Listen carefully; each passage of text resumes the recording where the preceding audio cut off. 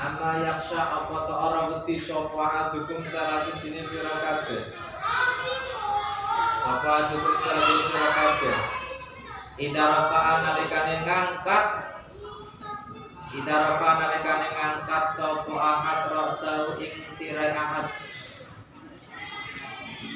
Qabla imami dalam sadurung imam. Ayya ja'alanya tong dadake sinten Allah Gusti Allah. Ayat alanya tong dadake sinten Allah Gusti Allah rasau ing sirai ahad. Rasa himar ing sirai himar.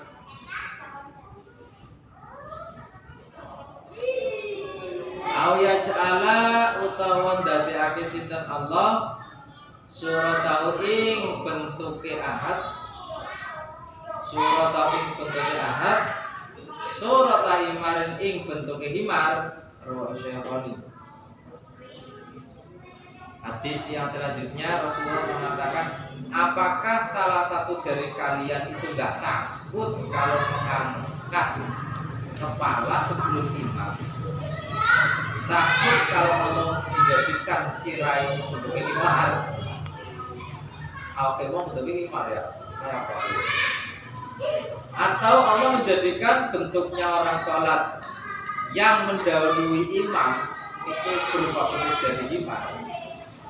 Ya, di sini menerangkan tentang bagaimana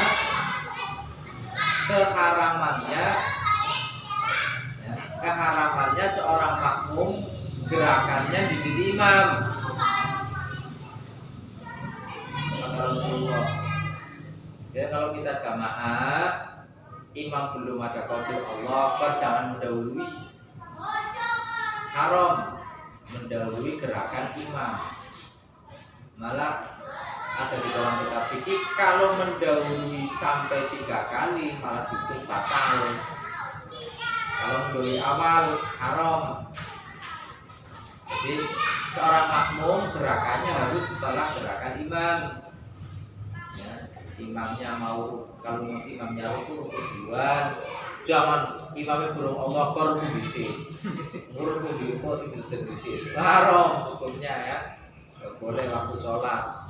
Makanya kan kalau imamnya itu jauh ada mubalik itu ada orang yang menyampaikan. Ya kan? Kalau jamaahnya banyak itu harus ada mubalik. Mubalik itu orang yang menyampaikan di belakang imam. Kalau imam Allah Akbar, mubalik. Jadi biar tahu, oh imamnya ruku, ikut ruku. Tapi Allah Rabbana hamidah, Rabbana lakal hamd, ya kan? Itu kalau jamaahnya banyak dianjurkan malah ditekankan yang membagi. Lebih baik ada mubalik. Apalagi imamnya tua, suara lirik. Jadi gerak-gerik sholat ditandai dengan bahasa mubalik. Mubalik itu artinya orang yang menyampaikan namanya Allah Akbar, wow, dan akhirnya makmum yang di belakangnya kan tahu, oh itu dalku, oh berarti itidal. Makanya kan kalau kejadian sholat jamaahnya banyak, kalau nggak ada mubalik itu suaranya beneran imam. Kalau udah itu ya ada mic yang kita kasih kecil. Karena apa? Mengantisipasi biar makmum itu jangan mendahului gerakan imam. Dan jika makmum tahu, apalagi misalkan sholat di masjid banyak, ya kan, makmum yang di belakang kan harus tahu gerak-gerik imam, walaupun tahunya itu dengan lantaran makmum yang di depannya. Ya kan, itu kan salah satu daripada aturan jamaah. Tahunya itu bisa mengetahui daripada gerak-gerik imam, walaupun dengan wasilah lantaran makmum yang di depan dengan suara, ya kan, boleh. Walaupun kita nggak melihat imam, dan imamnya nggak bisa kita lihat karena jamaah banyak, jadi gerak-geriknya adalah dalam kita tahu gerak-gerik imam dalam jamaah itu melalui lantaran itu. dianjurkan kalau bisa imam itu kan suaranya rata. Kalau nggak suara lantang ya harus dipakai dengan wasilah speaker kecil itu, karena biar berlangsungan sholat jamaah dengan tertib, mengantisipasi keharaman makmum itu mendahului gerakan imam, karena mendahului seorang makmum gerakannya daripada imam itu haram. Nah, sholat tarawih dulu assalamualaikum itu dulu salam bisit, ya kan? Itulah cepet-cepetan. Gitu. Jadi Akbar. Makanya sebaiknya imam itu dianjurkan karena kodenya itu pakai suara, kalau bisa geraknya menggerakkan anggota dulu bareng dengan bacaan pergantian. Mau ruku ya kita mau ruku baru Allahu Akbar. Jangan Allah Akbar dulu. Nanti kalau Allah Akbar dulu nanti gerak-geriknya bisa imam bisa kamu dahului.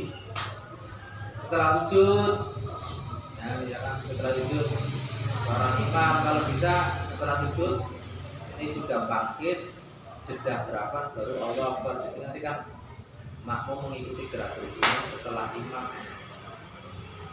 Mengantisipasi itu alam. Ini aturan sholat berkaitan tentang masalah ada kaitan masalah atau promo.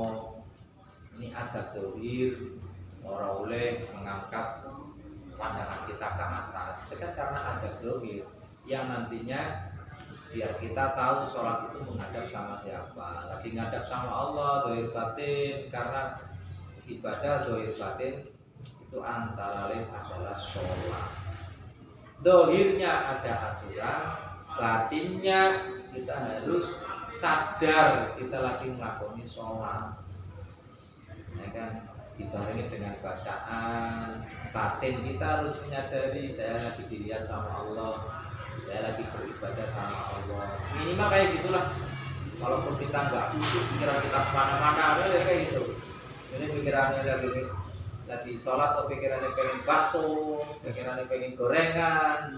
Minimal itu hati kita harus menyadari saya lagi dilihat sama Allah, saya lagi sholat, lagi menghadap sama Allah. Pengen bakso gusti ulang dari salam. Misalkan pikiran kita belakang kemana-mana waktu sholat. Nah, ada juga waktu sholat berpikirnya sebelum sholat melakukan apa pilihan. Manusiawi namanya juga mau gagal harus khusyuk amal, tapi minimalnya hadirkan dalam waktu sholat merasa lagi dilihat sama Allah, merasa lagi dilihat sama Zat yang Maha Kuasa. Makanya toto promone kalau kita merasa dilihat sama Allah yang Maha Besar, maka kita tumpukan pandangan kita. Toto promo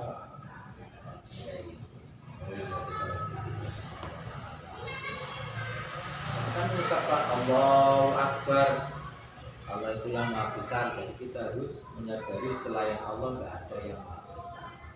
Kayaknya sholat itu dohir batin, bukan ritual dohir saja, tapi batinnya juga harus kita gerakkan. Kalau nggak bisa menghafal ataupun ngerti artinya sholat tiap bacaan, minimal hati kita merasa saya lagi beribadah, saya lagi menghadap Sang Pencipta. Makanya kalau pakai rasa hati semacam itu nanti hati akan tenang. Mau ngelakoni sholat akan tenang. Lakoni sholat itu bertemu dengan Allah Ta'ala. Kalau kita punya permasalahan dalam hati kita pun gak ada lagi sholat, ya pasti waduh kayak ini keadaan kayak ini. Itulah bertemunya seorang hamba sama Allah Ta'ala. Makanya dikatakan as-sholat mi'rajul mu'min. Sholat itu tempat mi'rajnya, keadaan mi'rajnya seorang iman itu sholat. Makanya Rasulullah itu paling senang lagi masalah apa, pengennya sholat. Karena apa? Di dalam sholat ada ketenangan. Lagi sholat itu ketenangan. Lagi sholat ilingi mari Gusti Allah yang menciptakan, yang bisa menyelamatkan kita itu Allah Ta'ala. Ad-darsu samin asyara wallahu a'lam bishawab. Al-Fatihah.